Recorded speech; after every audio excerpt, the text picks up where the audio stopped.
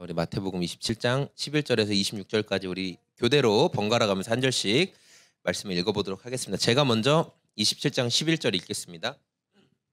예수께서 총독 앞에 섰음에 총독이 물어 이르되 내가 유대인의 왕이냐? 예수께서 대답하시되 내 말이 옳도다 하시고, 이에 빌라도가 이르되 그들이 너를 쳐서 얼마나 많은 것으로 증언하는지 듣지 못하느냐 하되, 명절이 되면 총독이 무리의 청원대로 죄수 한 사람을 놓아주는 전례가 있더니, 그들이 모였을 때 빌라도가 물어 이르되 너희는 내가 누구를 너희에게 놓아주기를 원하느냐? 바라바냐? 그리스도라 하는 예수냐? 하니, 총독이 재판석에 앉았을 때에 그의 아내가 사람을 보내어 이르되 저 옳은 사람에게 아무 상관도 하지 마옵소서. 오늘 꿈에 내가 그 사람으로 인하여 애를 많이 태웠나이다 하더라. 총독이 대답하여 이르되 둘 중에 누구를 너희에게 놓아주기를 원하느냐? 이르되 바라바로소이다. 빌라도가 이르되 어찌미냐? 무슨 악한 일을 하였느냐? 그들이 더욱 소리질러 이르되 십자가에 못 박혀야 하겠나이다 하는지라. 백성이 다 대답하여 이르되 그 피를 우리와 우리 자손에게 돌릴지어다 하거늘, 이에 바리새 그에게 놓아주고 예수는 채찍질하고 십자가에 못 박히게 넘겨주니라. 아멘. 이스라엘의 종교 지도자들이 이제 불법적인 재판을 했잖아요. 우리가 그동안 자세히 살펴봤죠. 그리고 이제 마지막으로 예수님이 유대 총독 빌라도에게 이제 재판을 받으러 가셨습니다. 종교 지도자들은 우리는 유월절 지키는, 이제 바로 유월절 명절이 시작되니까 우리는 유월절 명절 규례를 지키기 위해서는 빌라도의 집에는 들어가지 않겠다, 이제 이렇게 이야기를 합니다. 근데 여러분이 아시다시피 그 종교 지도자들이 예수님을 모함하고 빌라도 앞에 세우기까지 얼마나 많은 거짓말을 했습니까? 그렇죠? 거짓 증인들을 세우고 거짓말들을 동원해가지고 예수님 지금 사형죄를 씌우고 빌라도 앞에 세웠는데, 자신들은 음식 규칙을 지켜야 한다라는 그 위선적인 행위를 하는 거예요. 신문이 진행될수록 빌라도 총독은 어떤 걸 알게 됐냐면, 이 예수가 저 종교 지도자들이 말한 것처럼 죽일 만한 이유가 없구나, 사형당할 만한 이유가 없구나라는 것을 빌라도는 분명히 알게 됐어요. 빌라도는 이거는 저 유대인들끼리의 종교 문제구나, 자기네들이 그 종교적으로 어떻게 지금 해석하느냐 그 문제구나라는 것을 알았어요. 저 유대 종교 지도자들이 자기들 기득권 지키려고 이 예수라는 어떤 신흥 세력을 지금 죽이려고 하는구나라는 것을 빌라도가 알았던 거죠. 대제사장과 종교 지도자들이 단순히 그 유대교의 종교 문제로만 이렇게 이야기를 해서 빌라도가 아마 예수를 사형에 아마 처하지 못하게 할 것 같다는 생각을 약간 한 것 같아요. 그냥 예수님을 우리 종교 문제로 이 사람은 사형을 처해야 됩니다 이렇게만 얘기했다면, 빌라도가 내가 보니까 사형에 처할 만한 이유가 없다 이렇게 할 걸 분명히 이들도 알았어요. 그래서 이들이 뭐라고 얘기했어요? 예수님한테 예수님의 죄목 중에 하나를 추가한 게 뭐냐면 로마에 반역을 하려고 한다. 스스로 왕이라고 하면서 지금 로마에 반역을 꾀하고 있다. 지금 이제 이런 죄목을 추가한 거죠. 유대인들 앞에서 처음 재판을 받으실 때도 예수님이 침묵하셨던 것처럼 지금 빌라도의 재판을 받고 막 거짓 증언들이 이루어지고 있고 종교 지도자들의 거짓 증언들이 이루어지고 있는 상태에서도 예수님이 계속 침묵하고 계시는 거예요. 자기를 변호하지 않으시는 거예요. 빌라도가 굉장히 의아했어요. 빌라도는 그동안 자신이 여러 죄수들을, 그 죄인들을 재판하면서 항상 느꼈던 게 뭐냐면, 이놈의 죄인들은 참 말이 많구나. 자기한테 조금이라도 유리한 판결을 받으려고 계속 저는 이런 죄를 짓지 않았습니다, 저는 이런 잘못이 없습니다, 늘 이야기했던 걸 빌라도는 알았는데, 예수님은 아무런 변론도 안 하시고 그냥 침묵하시는 거예요. 그래서 총독인 자신이 예수에게 말 좀 해봐라, 네가 죄가 없다는 걸 나에게 말 좀 해봐, 이렇게 변론할 기회를 주는데도 예수님은 대답을 안 하세요. 굉장히 의아하게 여겨졌어요. 빌라도가 몇 차례 예수님을 신문을 했는데 결정적으로 예수를 사형에 처할 만한 이유를 발견하지 못했어요. 그런 혐의를 발견하지 못했어요. 그래서 빌라도는 이 예수를 석방시켜야 되겠구나, 풀어줘야 되겠구나 라는 생각을 가졌던 거죠. 그래서 유대를 지배하고 있던 총독의 권한으로 할 수 있었던 것이 있었는데, 뭐냐면 이제 유월절이라는 가장 큰 명절을 맞으면 우리도 이제 뭐 명절 특사 같은 게 있고 그렇잖아요. 그런 것처럼 이 총독의 권한으로 죄수 중에 한 명을 풀어줄 수 있는 권한이 있었어요. 그래서 이 유대인 죄수 한 명을 풀어줌으로 인해 유대 총독인 로마인 자신이 어떻게 되냐면 유대에서 인기를 좀 얻는 그런 여러 가지 좋은 장점이 있었기 때문에 이번에 예수를 좀 풀어줘야 되겠다, 이 제도를 사용해서. 그래서 예수를 석방시키려고 했죠. 우리가 다 알만한 바라바라는 사람, 로우나 아빠를 바라바는 바라바라는 사람과 그리고 그리스도라 하는 예수 두 사람을 세우고 이제 무리에게 얘기해 보는 거예요. 내가 둘 중에 누구를 풀어주기를 원하냐. 이 바라바라는 사람은 그 뭐 반역을 꾀했다고 말하는 성경학자들도 있고 아니면 사람들 사이에서 연쇄 살인을 저질렀다라고 말하는 사람도 있고 어쨌든 흉악한 죄인임에는 분명했어요. 그래서 둘을 세운 거죠. 누가 봐도 빌라도가 볼 때는 예수는 좋은 일을 많이 한 사람이니까 백성들이 예수를 풀어주라고 할 줄 알고 지금 이제 둘을 비교해서 세운 거예요. 누구를 놓아줬으면 좋겠냐 이렇게 얘기했더니 이 종교 지도자들이 눈치를 챘어요. 아 이거 이러면 안 되겠다. 그래서 민중들을 선동하죠. 예수를 죽이게 해라. 바라바를 풀어주라고 해라. 그래서 선동된 다수의 민중들이 이제 예수를 죽이고 바라바를 풀어주라고 막 소리를 쳐요. 빌라도가 다시 한번 이야기하죠. 이 예수는 죄가 없다. 내가 보니까 죽일 만한 죄가 없다. 누구를 풀어주기를 원하냐. 다시 한번 너희가 분명히 대답해라. 그러니까 이미 폭도로 변한 민중들은 예수를 죽이고 바라바를 풀어줘라. 이렇게 얘기를 해요. 뭐가 옳은지 그른지를 판단할 생각을 이제 잃어버렸어요. 무조건 예수를 죽여라. 이렇게 돼버렸던 거죠. 폭동이 일어나기 직전까지 상황이 몰아가니까 빌라도는 그럼 자기 책임이거든요. 유대를 똑바로 못 관리한 자기 출세에 영향이 생겨요. 그래서 빌라도가 어떻게 했냐면 이래서는 안 되겠구나. 그래서 사람들 앞에서 물로 손을 씻습니다. 이건 뭐냐면 이건 내가 책임지지 않는다. 물로 손을 씻는 어떤 행위를 한 뒤에 너희들이 원하는 대로 예수를 사형에 처한다. 이렇게 말을 하죠. 예수님을 죽이기 위해서 이 종교 지도자들과 선동된 백성들 그리고 빌라도까지 굉장히 분주하게 움직이는 모습을 우리가 말씀을 통해 볼 수 있어요. 각자가 원하는 것을 이루려고 아주 분주하게 움직여요. 로운이가 원하는 것을 얻기 위해서 아 이걸 어떻게 말해야 될까? 어떻게 행동해야 될까? 이런 생각하죠. 그렇죠? 그런 것처럼 다수의 무리들과 백성들도 지금 그런 일들을 하고 있었어요. 근데 중요한 건 그런 상황 가운데 침묵하고 계신 분이 있었으니 바로 예수님이었어요. 예수님은 그 모든 광경을 보시며 침묵하고 계셨어요. 종교 지도자들과 선동된 무리들 그리고 그들의 그 강력한 소리를 이기지 못하고 진실을 외면한 빌라도의 모습을 우리는 오늘 말씀을 통해 볼 수 있어요.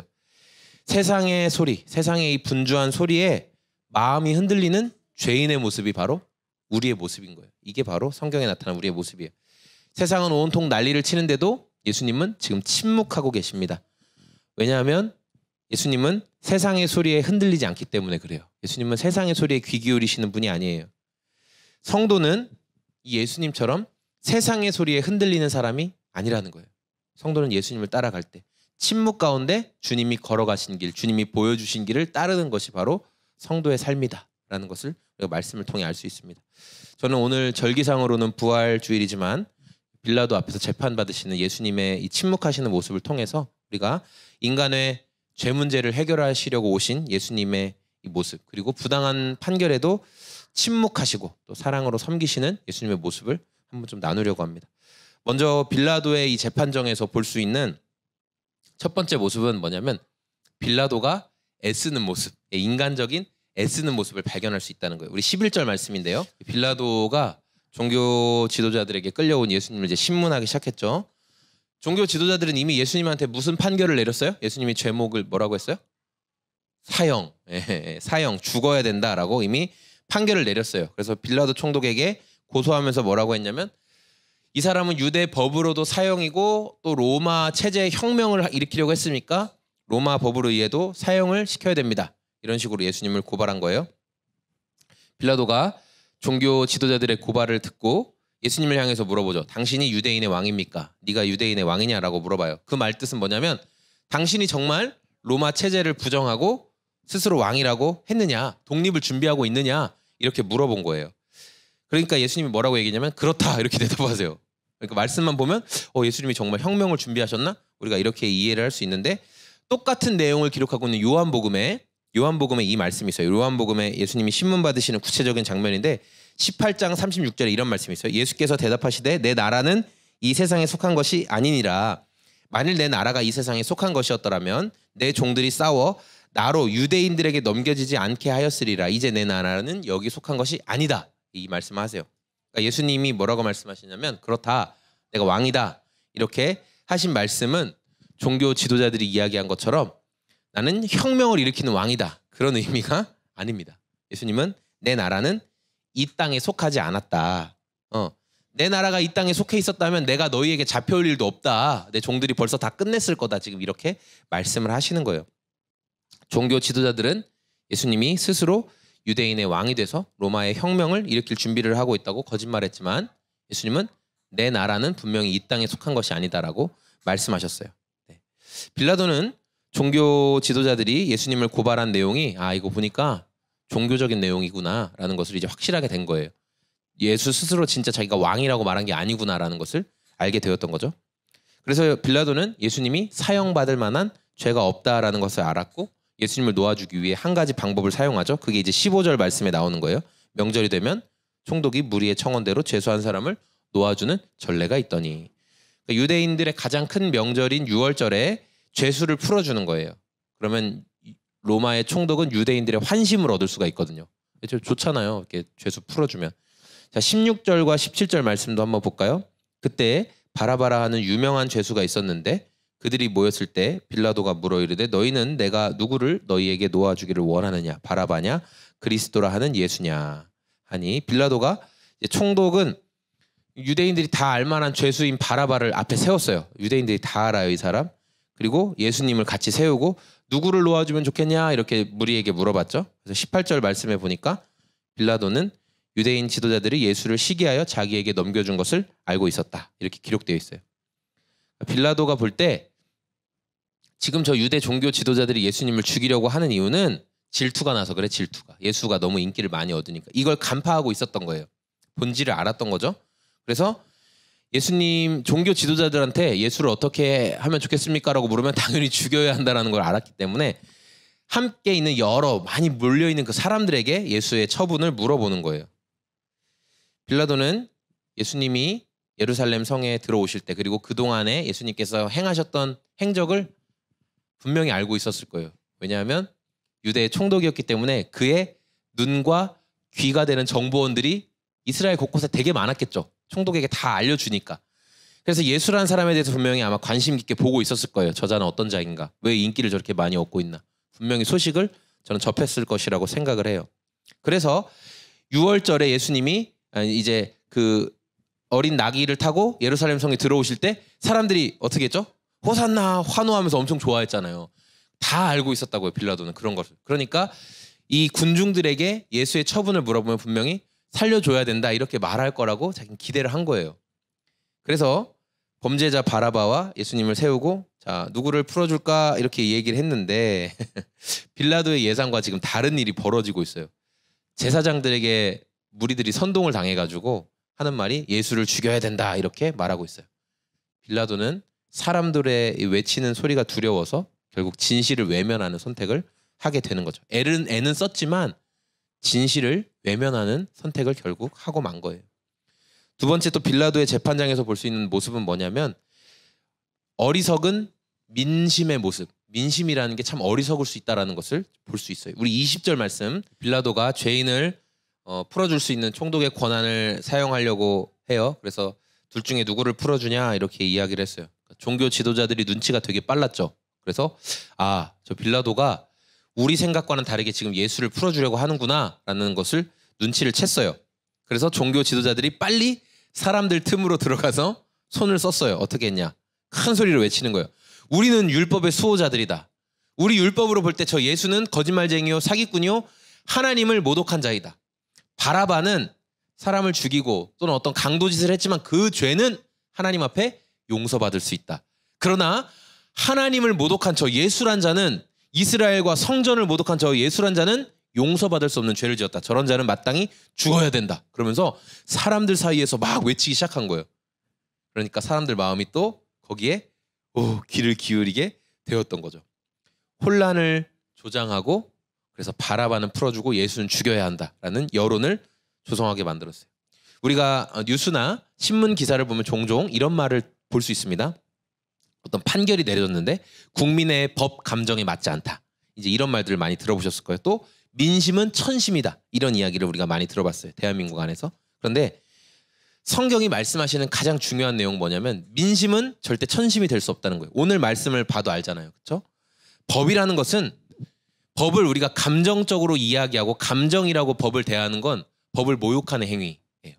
법은 절대 감정이 될 수가 없습니다. 법은 마지막 순간, 최후의 순간까지 이성과 논리를 가지고 싸워줘야 되는 게 법인 거예요. 네. 그러니까 우리 마음은 그렇죠. 사람이니까 법이 나한테는 유리하고 나의 상대방, 나를 공격한 자들이나 어떤 나를 고발한 자들에게는 불리했으면 좋겠다. 이게 사람의 마음이에요. 그러나 법은 누구에게든지 동일한 잣대, 똑같은 기준이 되어야만 우리가 인정할 수 있겠죠. 그래, 법이 그렇게 판단했으니까.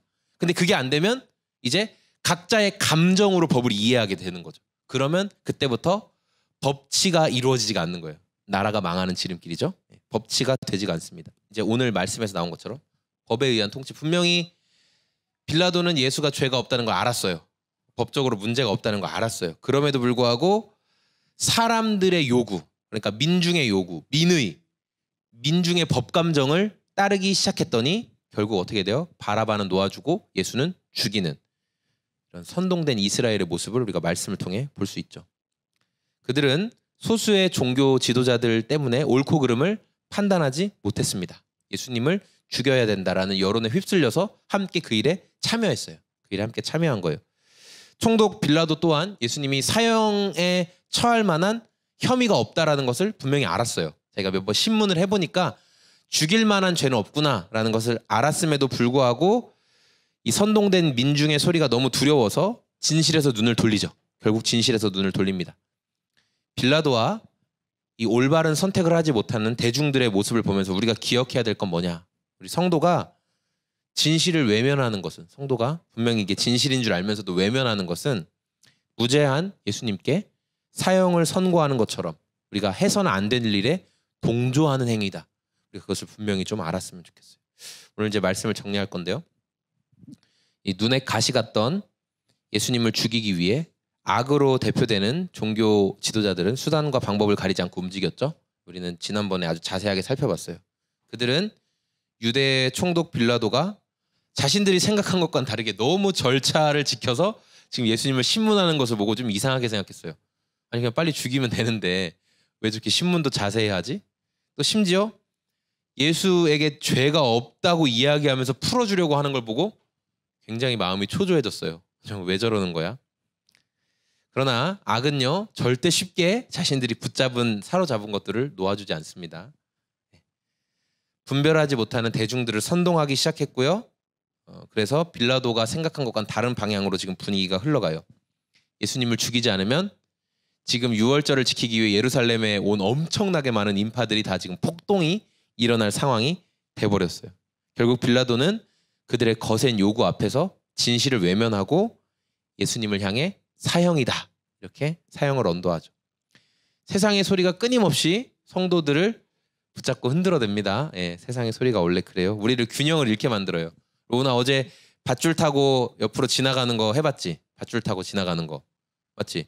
거기서 제일 힘든 게 뭐였어? 뭐가 제일 힘들었어? 균형을 잃으면 떨어지지, 그치?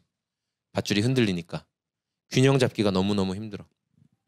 빌라도가 예수님을 신문하는 도중에 빌라도의 아내가 어떻게 했냐면 예수님 그 빌라도에게 사람을 보내요. 그래서 저 예수는 무죄한 사람이다. 아무 상관하지 말고 놓아줘야 된다. 분명히 이런 이야기까지 해요. 긴박한 메시지를 보냈고 빌라도도 알아요. 보니까 죄가 없어요. 신문해보니까. 그럼에도 불구하고 세상의 소리에서 자유하지 못했어요. 내가 여기서 저 사람들의 요구를 들어주지 않으면 폭동이 일어날 것이고 폭동이 일어나면 나는 유대 총독으로서의 자리가 흔들릴 거다. 그리고 이제 성경학자들의 많은 이야기, 이때 당시 빌라도의 후견인이었던 로마의 아주 강력한 그 정치 지도자가 굉장히 세력이 약해지는 상황이었던 거예요. 그러니까 빌라도가 여기서 조금만 틈을 보이면 자기가 완전히 이렇게 팅 사라지게 될 위기였던 거죠. 그러니까 세상의 소리에서 자유하지 못하고 선동된 유대 백성들과 함께 진실을 외면하는 선택, 예수님을 죽이는 일에 동참하게 되는 어리석은 선택을 하게 된 것이죠. 저는 오늘 말씀을 준비하면서 제가 늘 귀에 좀 꼽고 있는 그 무선 이어폰이 생각이 났어요. 이제 무선 이어폰 다 아시죠? 이런 말이 있어요. 무선 이어폰을 한 번도 안 써본 사람은 있어도 한 번만 써본 사람은 없다. 저희 아내가 그런 얘기했어요. 제가 맨날 이어폰 끼고 있으니까 아니 맨날 그 이어폰 끼고 있어요. 막 이렇게 얘기했어요. 그래서 제가 그래? 그래서 이어폰을 사줬어요. 써봐라. 늘 꽂고 다녀요. 너무 편하죠, 그렇죠? 너무 편하거든요. 왜냐하면 선을 연결할 필요도 없고 귀에 꽂고 핸드폰이 멀리 있어도 연결이 되니까 뭐 일할 때 편해요. 그리고 뭐라도 계속 들을 수 있잖아요. 예, 어차피 일하는 시간에 뭐 좀 다른 거 자기 개발을 듣든 뭐 영상을 틀어놓든 노래를 틀어놓든 뭐라도 할 수 있으니까 너무 편리한 거예요. 저는 항상 라디오를 틀어놓는 습관이 있거든요. 아침에 일어나면 나와서 이제 라디오부터 틀어놓는데 이제는 집안에 있을 때만 뭔가 라디오를 틀어놓을 수 있는 게 아니라 이제 이어폰이 있으니까 걸어 다닐 때도 늘 어떤 소리를 들을 수가 있는 거예요. 그러다 보니까 문제가 있는데요. 뭐냐면 고요함, 침묵 이런 상황이 너무 이상해요. 너무 어색하고 뭔가 옆에서 계속 떠들어야 돼. 뭔가 옆에서 어떤 소리라도 나야지 오히려 마음이 안정되고 조용하고 고요하고 말 그대로 그냥 새소리, 바람소리, 물 흐르는 소리 이런 것만 들으면 이상해요. 뭐야 뭔가 소리가 나야 될 것 같은 이런 생각이 있더라고요. 선동된 다수의 무리들은 종교 지도자들이 예수를 죽여야 돼 이렇게 방향을 알려줄 때만 마음이 편했어요. 자신들이 분별할 생각 하지 못하고 예수님이 그동안 병도 고쳐주시고 먹을 것도 먹여주셨고 하나님 나라에 대해서도 알려주셨고 자신들을 돌봐주셨고 그런 놀라운 기적을 다 봤음에도 불구하고 예수님이 어떤 분이신지를 뭐 정확히 안다고는 할 수 없겠지만 알았음에도 불구하고 결정적인 순간에는 어떤 소리를 들었어요? 세상의 소리를 들었어요. 그러니까 종교 지도자들의 소리를 들었다라는 거예요. 빌라도도 자기가 신문해보니까 예수가 죄가 없다는 걸 알았음에도 불구하고 결정적인 순간에는 어떤 소리를 들었던 거예요? 세상의 소리를 듣는 거예요. 왜 그런 줄 아세요? 두려우니까. 내가 이 다수가 말하는 소리를 내가 듣지 않으면 난 다수에서 이탈될 것 같으니까. 두려움 때문에 세상의 소리에 계속 끌려 다니는 거죠. 오직 예수님만이 이 세상의 소리가 아니라 하나님과의 관계 속에서 안정감을 누리시는 분이기 때문에 예수님은 침묵할 수 있는 거예요. 세상은 계속 떠들어요. 이게 맞다, 저게 맞다, 이렇게 해야 된다, 여기에 들어가야 된다, 뭐 저걸 해야 된다. 근데 예수님은 아니야. 하나님이 말씀하신 거 이거야 라고 그 믿음의 길을 가시는 거예요. 온통 각자의 소리로 혼란한 세상 속에서 오직 예수님만이 하나님의 말씀, 하나님의 소리를 들으며 안정감을 누리셨기 때문에 담대하게 침묵하면서 그 길을 걸어가셨던 거죠. 오늘 우리에게 주신 말씀을 통해서 예수님의 침묵의 의미를 우리가 좀 깊이 생각해 봤으면 좋겠어요. 그리고 우리는 어떤 소리에 더 귀를 기울이고 있는지 우리 스스로에게 좀 질문해 봤으면 좋겠어요. 세상의 소리에 내 마음을 가득 채우고 있는지, 세상이 옆에서 말하는 것들. 우리가 예수님의 부활을 기념하는 오늘 주일인데 내가 어떤 소리로 나를 더 채우고 있는지를 분명히 좀 점검해 봤으면 좋겠습니다. 주님의 침묵은 하나님과의 친밀함 때문에 가능한 거였어요. 하나님과 친밀했기 때문에. 예수님의 부활을 기념하는 주일에 우리 또한 세상의 소리보다는 주님과의 친밀함 속에서 때로는 침묵할 수 있는 용기. 내가 지금 가는데 주변에서 자꾸 얘기해. 너 그 길이 맞냐? 그건 아닌 것 같은데, 그 선택은 틀린 것 같은데 분명히 얘기하는데 내가 주님과의 친밀함 가운데서 주님이 그 길이 내가 기뻐하는 길이다 이렇게 말씀하셨다면 우리는 용기를 가지고 걸어가는 거죠. 주님과의 친밀함이 저와 성도님들의 삶에 넘쳐서 우리가 세상의 소리에 흔들리지 않고 담대하게 예수님처럼 사명을 감당하는 삶이 되기를 소망합니다. 아멘.